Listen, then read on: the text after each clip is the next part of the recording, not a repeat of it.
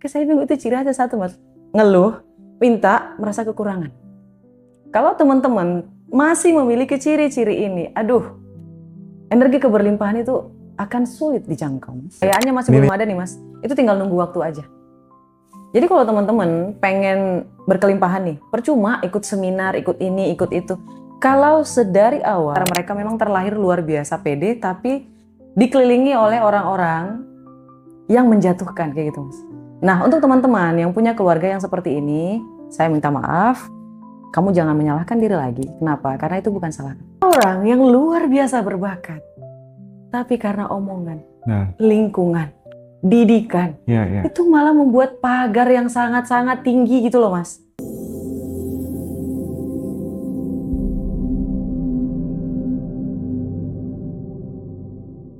Ya, mental kekurangan, Betul. mental miskin gitu. Betul. Nah ini penting untuk dielaborasi Karoma supaya khususnya teman-teman yang masih muda atau yang berjiwa muda gitu ya, supaya nggak memelihara mindset ini. Karena kamu punya uang berapapun, kalau kamu masih menyimpan yang namanya poverty conscious, ya sama aja.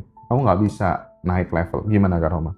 Iya, sebenarnya momen Lebaran ini yang sangat-sangat luar biasa ya mas ya, karena kan di situ energi kebahagiaannya tingginya luar biasa ya mas. Muncaknya itu sampai ke maksimal gitu loh mas. Semua ngerasa bahagia, apalagi setelah berpuasa 1 bulan, bertemu dengan keluarga. Tapi momen kebahagiaan ini kalau menurut saya tidak digunakan secara maksimal mas. Sebagian dari mereka dimulai dari tadi yang minta-minta ya mas ya. Saya mohon maaf teman-teman semuanya. Keberanian teman-teman ada sebagian berani gitu apa ya istilahnya? Keberanian dia meningkat drastis ketika dia meminta kepada orang yang justru bahkan dia nggak pernah hubungin selama 1 tahun. Terus tiba-tiba dia menghubungi. Kayak gitu ya mas ya. Keberaniannya luar biasa. Tapi ketika dia mengaplikasikan itu di dalam kehidupan nyata, kok nggak bisa gitu loh mas. Tapi ketika meminta-minta dia berani. Nah ini kan mentalnya, inputnya kan salah gitu loh mas. Nah itu yang pertama. Yang kedua, omongan. Alih-alih doa baik yang keluar, pertanyaan yang menyinggung itu selalu keluar mas. Misal ya mas ya, mungkin karena saya masih single gitu ya mas ya. Kak Roma, kapan nikah? Kak Roma, kapan nikah? Kayaknya kalau misalnya nggak nikah nanti nggak bisa punya anak. Alih-alih berkata, Kak Roma gimana kabarnya, sehat? Alhamdulillah gitu ya mas ya. Jadi frekuensinya bagus gitu loh mas. Ini jadi bad mood, sama-sama bad mood, apalagi kalau orang Batak ya kalau ngomongnya langsung belak-belakan gitu ya mas ya. Tapi yang paling, itu masih lumayan lah, masih kayak ya masih bisa ditolerir. Tapi kalau yang minta-minta saya agak sedikit gimana gitu ya mas ya. Kok bisa keberaniannya itu masuk ke input yang salah? Tiba-tiba ngubungin, tiba-tiba nanya kabar, terus ujung-ujungnya bagi cepet. Mas tolong bayarin iniku dong, pulsa listrik segala macam gitu. Betul. Iya kan? Mungkin posisinya agak sedikit kebelet kali ya mas ya. Mungkin saya tidak di posisinya dia. Tapi kalau dibalikin lagi, mungkin keberanian saya akan sangat menciut ketika saya meminta tolong kayak gitu. Atau sedang meminta, saya nggak berani. Tapi kalau disuruh untuk bisnis lompat, modalnya sampai miliaran atau ratusan juta, saya mau. Karena semakin menakutkan segala sesuatu, percobaan kegiatan itu pasti semakin besar hadiahnya mas. Tapi kalau meminta, semakin besar nominal yang kita ini kan semakin kecil kesempatan kita untuk mendapatkan apa yang kita mau. Jadi kok bisa salah gitu mas Hendra? Ini saya masih penasaran nih mas Hendra. Mas Hendra ada nggak jawaban dari pertanyaan saya ini mas? Kenapa ini orang bisa beraninya tuh ke tempat yang salah gitu loh mas? Iya ya, aku tuh sebenarnya kenapa kemudian Ngaji Roso tuh dari dulu yang bicara tentang spiritual saja, terus kemudian mulai meluas ke finansial itu ya sebenarnya karena banyak juga orang-orang yang memanfaatkan jalur spiritual itu ya untuk kekayaan aja, nipu orang dan lain sebagainya gitu, sehingga penting untuk memberikan edukasi tentang finansial, edukasi tentang ternyata manusia itu, Anda itu bisa sebagai co-creator to God gitu ya. Jadi supaya kemudian orang bisa hijrah dari mindset kekurangan, mental miskin menuju mental keberlimpahan tuh menurutku salah satu yang paling bisa mudah dilakukan adalah belajar gitu, Betul, ilmu Mas. gitu, Iya sih, knowledge Mas. gitu ya. Iya sih, Mas. Nah, yang Setuju. kedua, bagaimanapun juga transformasi itu akan terjadi, yang paling mudah adalah lingkungan yang membentuk kita. Sehingga dengan menghadirkan sosok-sosok seperti Kak Roma, Teh Feby, dan lain-lain, oh ada loh ya contoh orang yang dulu berangkatnya dari nol banget, tapi dia bisa bertumbuh, naik level dengan keilmuan yang dia punya itu kan bisa masuk ke pikiran dia, oh ternyata bisa ya, bisa ya, bisa ya gitu. Jadi salah satu, mungkin kalau aku share gitu, ya faktor dia malas belajar kali ya Kak Roma ya, Wah, malas sih. belajar. Itu berarti salah satu ciri khasnya kayak gitu ya, Mas? Ya, Itu saya setuju sih, Mas. Ketika heeh. saya pulang kampung nih, teman-teman Hmm, sekalian. hmm, Ada tuh, Mas, satu ciri yang selalu ada di orang yang, mohon maaf, ekonominya sedikit lebih kecil. Pertama, mental minta-minta. hmm, Ketika kita makan nih, Mas, hmm, pura-pura nggak tahu, pura-pura bingung, pura-pura gimana, biar kita yang traktir. Gitu loh, Mas. Itu hmm, satu. hmm. Itu nggak masalah. Kan rezekinya balik ke saya, Mas, Iya, ya. iya, iya, iya. Mental minta-minta tadi. Yang mintain untuk anaknya tapi ke dia. Kayak gitu ya, Mas, ya. Hmm, Yang ketiga, selalu ngomongin keluhan. Iya, pemerintah ini nggak bagus. Pemerintah ini kayak gini, pemerintah itu kayak gitu. Kita semua jadi sulit, ekonomi ini sulit. Bicara aja tentang ngeluh setiap hari, Mas. Terus ketika makan nih, Mas. Kalau mentor saya ya, teman-teman ya, paling melarang mengeluhkan tentang makanan ketika kita lagi makan. Itu enak nggak enak, telan. Enak nggak enak, diam. hmm. Nanti pergi dari situ, kalau mau ngomel sendirian, nggak apa-apa. Gitu loh, Mas. Saya ngetraktir nih, Mas. Saya nggak nyalahin keluarga saya, Mas. Saya kayak kata Mas Hendra, memang kurang pengetahuan, kurang. Mereka juga nggak pernah ikut seminar kayak gitu. Ketika makan, lama banget datang. Ini makanan yang nggak enak. Ini kayak gini, ini kayak gitu. Saya yang niat awalnya baik kayak gitu ya, Mas ya. Jadi saya bingung. Ini saya yang salah milih tempat, saya yang salah atau bagaimana ya? Jadi energinya itu jadi gimana gitu loh, Mas. Oke, saya bingung, itu ciri khasnya satu, Mas. Ngeluh, minta, merasa kekurangan. Kalau teman-teman masih memiliki ciri-ciri ini, aduh, energi keberlimpahan itu akan sulit dijangkau, Mas. Ini seru nih, bakal panjang nih obrolan kita ini. Iya, Mas. Pengen kaya, tapi ngeluh terus gitu loh, Mas. Pengen kaya, tapi pengennya kayak gini terus. Gimana tuh, Mas? Jadi aku pernah dulu tuh nulis isi namanya The Power of Cocot. Cocot tuh kata-kata ya. Jadi orang Jawa bilangnya buruk gitu ya. Oke. Orang yang cerdas dia hanya akan berbicara, berkata, bercanda sesuatu yang ingin terjadi di dalam hidupnya. Yes. Ya kan? Dan itu tidak terjadi ke teman-teman yang memiliki mental miskin. Bawaannya katanya Kak Roma suka ngeluh dan lain sebagainya gitu. Makanya kan yang paling mudah dilakukan tuh sebenarnya di samping belajar ya, berteman dengan orang-orang yang ya levelnya lebih tinggi daripada kamu gitu. Atau lebih simpel lagi, saya berani garansi deh, khususnya teman-teman yang masih muda gitu. Asal punya uang lebih, pokoknya suka traktir teman gitu aja. Betul, Suka Mas. traktir, suka memudahkan urusan orang lain Betul, gitu Mas. ya. Berbuat baik secara random, secara acak. Sudahlah, jalan hidup tuh pasti akan mengikuti apa yang kita tabur gitu. Sesimpel itu sebenarnya. Kadang kita terlalu banyak beretorika, terlalu banyak teori dan lain sebagainya. Betul, Tapi Mas. kamu tidak men-train dirimu seolah-olah kamu tuh sudah berada di situ gitu. Iya, Jadi aku tuh ketemu banyak temen ya Kak Roma ya. betul, Mas. Temen yang bener-bener hidupnya blessing. Itu tuh rata-rata mereka peduli kanan kiri, nggak tegaan, punya empati yang tinggi, suka berbagi, nggak suka ditraktir, tapi suka mentraktir. Senyumannya itu loh, Mas. Itu ciri khas banget, Mas. Kalau misalnya nggak suka, mereka diem. Lalu bentar lagi senyum lagi. Kayak gitu. Itu satu ciri khas yang sangat-sangat jarang, Mas. Kalau misalnya dia udah punya ciri itu tinggal nunggu waktu. Kalau kekayaannya masih belum ada nih, Mas, itu tinggal nunggu waktu aja.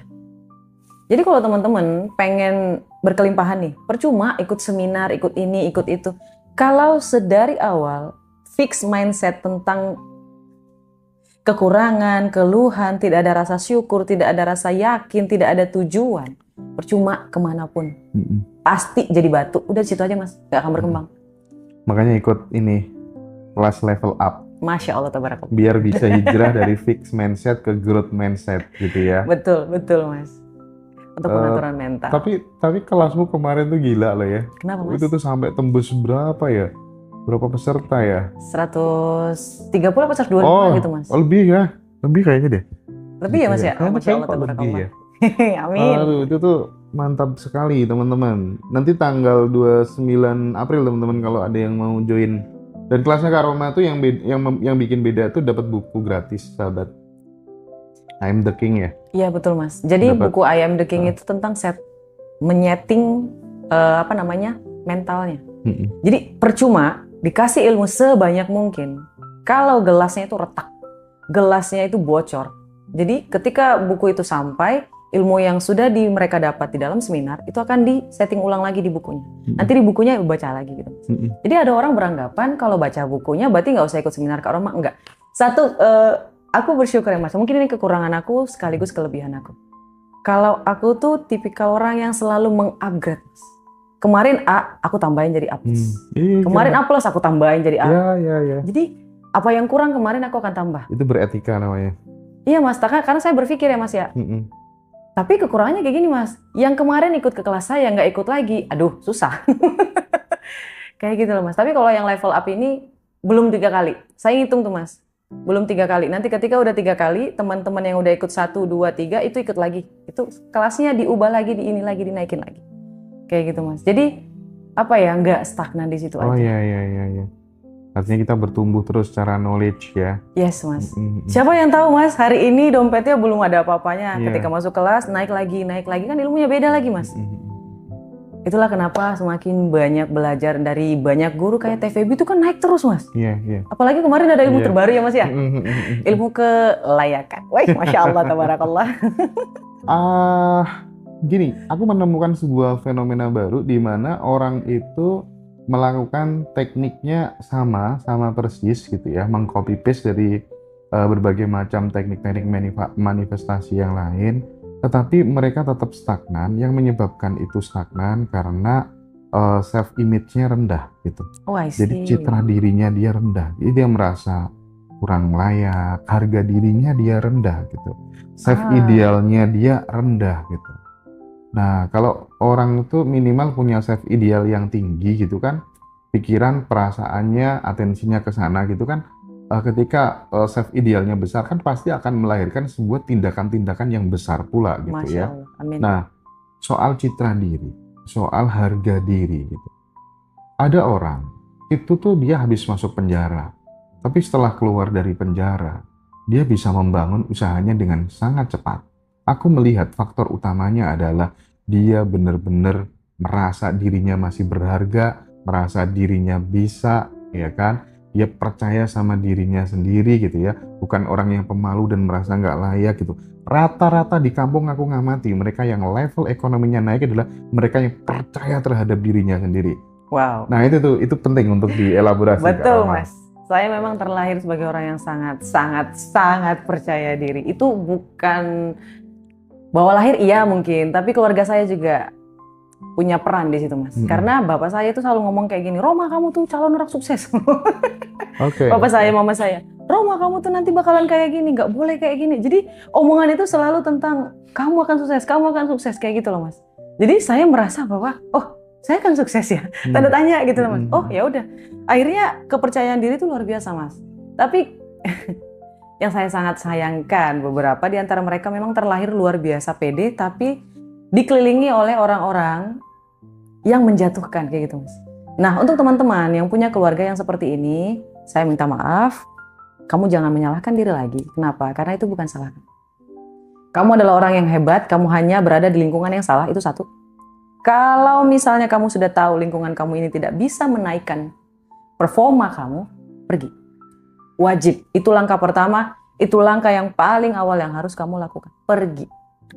Bodoh amat, Kak Roma kalau nggak ada uang gimana? Kan masih ada garam dan nasi. Masih ada kerupuk dan nasi. Karena saya juga awal-awal seperti itu, saya berpikir keluarga saya itu tidak toksik. Tapi mereka itu tidak bisa melihat apa yang saya lihat. Ketika saya berkata, oh nanti kita akan makan di sini, nanti kita akan pergi ke sini, mereka selalu bilang, alah, mana lah mungkin, gitu loh Mas.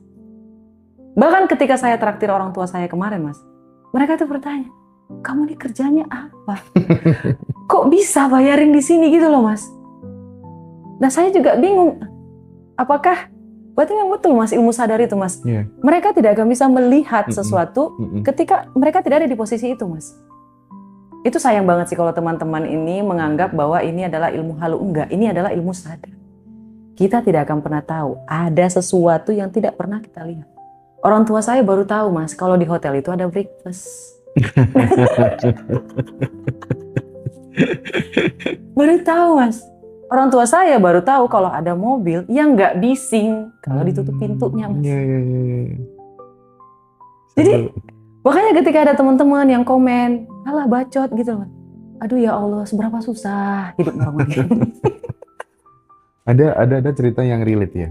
Tapi mungkin bisa diambil moral story-nya barangkali ya. Ketika ada petani di ladang kapas gitu, dia kan punya peliharaan ayam gitu ya. Terus kemudian di ladang kapas itu dia ketemu namanya telur Raja Wali, ditaruh dibawa pulang, diengrami sama induk ayam. Menetaslah Raja Wali kecil tuh bersama ayam-ayam kecil yang lainnya. Suatu ketika ini menarik nih Mas. sama induknya ke ladang kapas. Terus kemudian si Raja Wali kecil tuh melihat di atas itu ada Raja Wali yang terbang. Wah gitu. Tanya sama si induknya, ibu itu siapa? Oh itu Raja Wali nak. Itu adalah raja kita. Dia bisa memangsa musuh-musuhnya dengan paruhnya yang kuat, dengan cakarnya yang tajam gitu. Ibu aku pengen nanti kayak gitu. Oh nggak bisa nak, kamu udah terlahir jadi anak ayam. Kamu nggak bisa kayak gitu. Oh my God. Dia akhirnya apa yang terjadi? Wah dia sedih, dia galau, nggak mau makan, dia sakit, sampai akhirnya kemudian mati dalam kondisi masih menjadi anak ayam.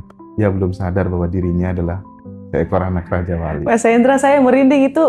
Aduh ya Allah. Mas Hendra tahu nggak kenapa saya langsung kayak gimana gitu? Mas tahu nggak? Itu novel. Saya kan juga buat kerjasama sama penulis novel yang udah difilmin gitu ya Mas ya karyanya. Temanya kayak gitu Mas. Ada orang yang luar biasa berbakat. Tapi karena omongan, lingkungan, didikan, itu malah membuat pagar yang sangat-sangat tinggi gitu loh Mas. Dan mungkin ini kalau menurut saya keberuntungan luar biasa sih Mas. Allah kasih saya, mungkin keluarga saya yang ini cuma memang mereka maju pikirannya, tapi hanya sampai sebatas itu saja. Kayak gitu. Makasih banyak loh Mas. Jadi terkadang pencuri cita-cita itu datang dari keluarga, dari orang-orang terdekat. Kebanyakan gitu ya. Mas. Dan ini juga ada ilmu sunyi ya Mas ya. Buat para perempuan dan laki-laki, ketika kalian punya mimpi, bergeraklah dalam gerilya. Ini terjadi sama aku. Bergeraklah dalam gerilya Mas. Gerilya. Diam. Oh, menyisir dalam kegelapan. Betul Mas. Gerilya. Karena kalau kamu jualan, jangan jualan di media sosial kamu. Buat akun yang baru. Karena aku juga kayak gitu Mas. Awal-awal aku buat akun tentang pembelajaran. Oh diolok-olok Mas. Diolok-olok Mas. Dan saya bersyukur dia ngolok-ngolok saya Mas. Kalau dia nggak ngolok-ngolok saya nggak akan bikin akun baru.